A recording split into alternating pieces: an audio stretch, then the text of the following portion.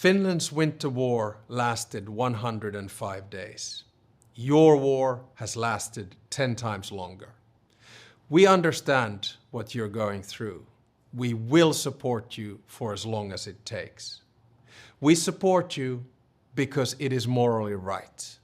We support you because you're fighting for your independence.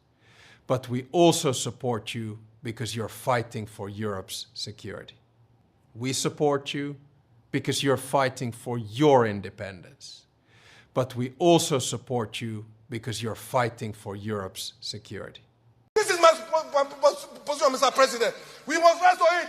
They are killing people in the east, in the west, in the south, in the north. We should shut down the National Assembly. Let's shut down. If we cannot save this country, we stay in our homes. Our country is bleeding. People are in poverty. There's no food. People are hungry. Insecurity is threatening us. We cannot pretend. It's better we are not here. That's what I'm seeing here. People are dying. Every day Nigerians are dying. We need not run away from the fact that more than ever before in the history of our nation, this is the worst instability we are facing. In fact, this is worse than the Civil War. Are you in PDP? Mr. President, the solution is very simple. Today, there are a lot of misgivings, a lot of misinterpretations of what is happening. Some people believe, some people in government are supporting this move. Some people believe, some people sponsor those who are destabilizing our nation within the country. The answer is very simple. We cannot pretend that we are capable of confronting the situation in our hands.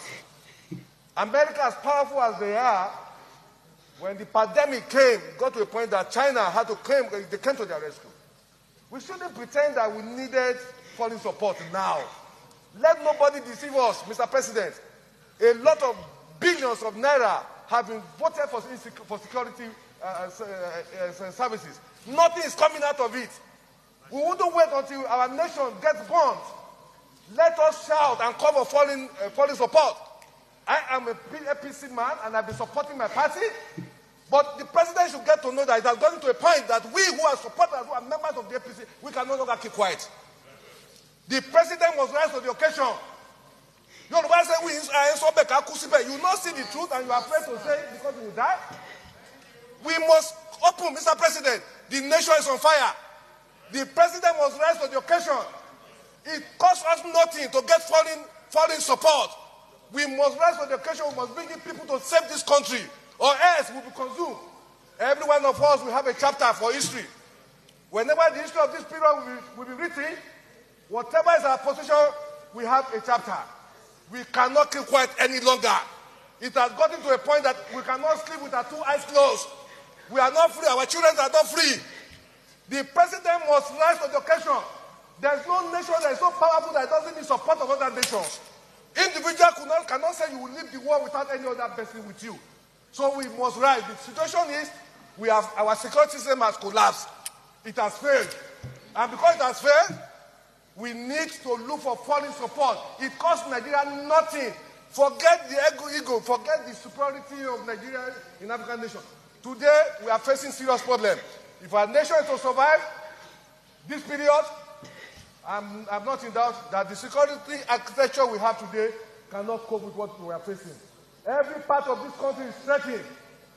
From the north to the south, nobody is safe.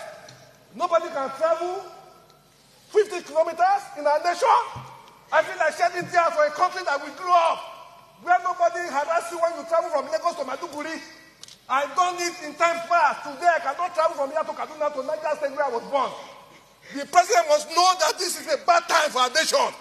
We must look for foreign support to save this nation. This is my position, Mr. President. We must rise to it. They are killing people in the east, in the west, in the south, in the north. We should shut down the National Assembly.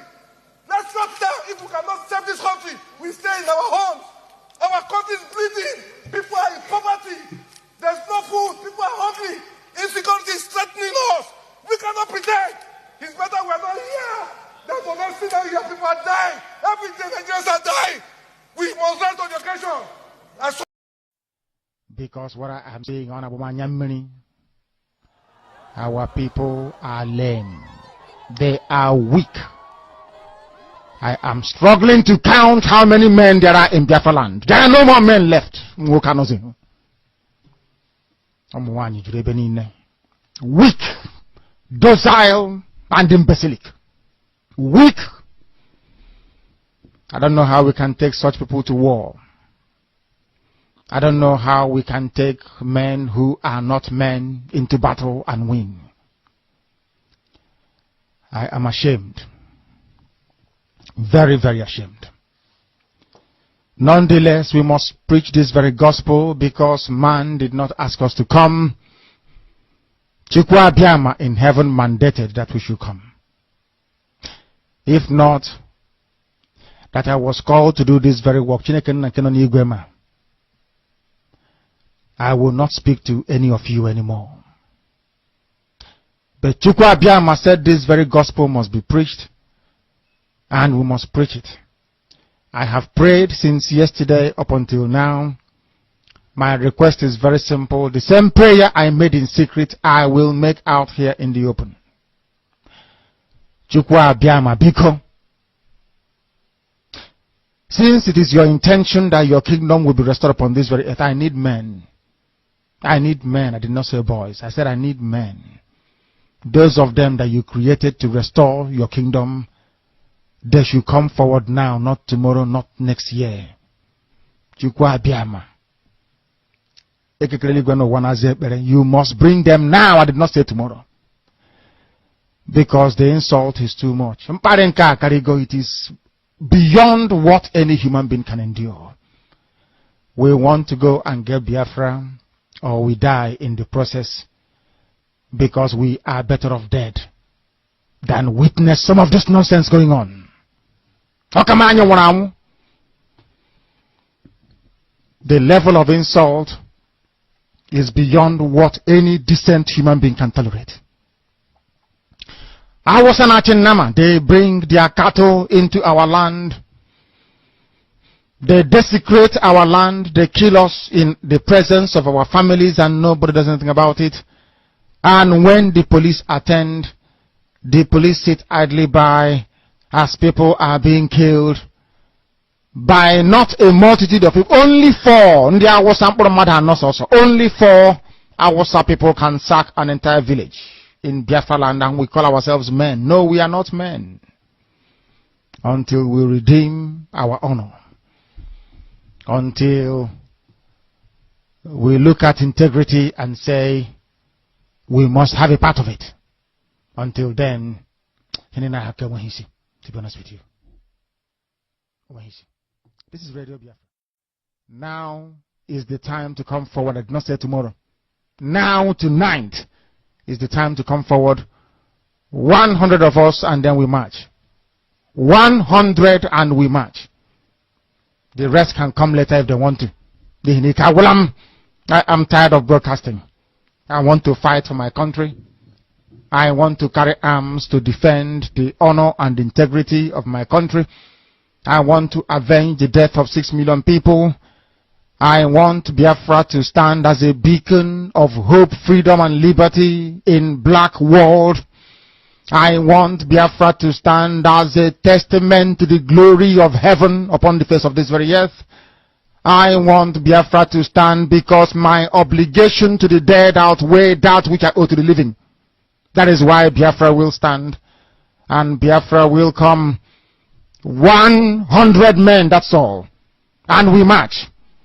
The rest can come later on. I no longer give a damn. The disgrace and the insult is too much. We must go and meet our enemies even if we have only machete and hoes.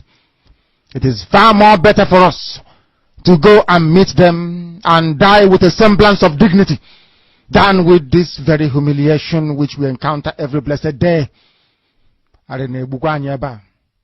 We must assemble as quickly as possible.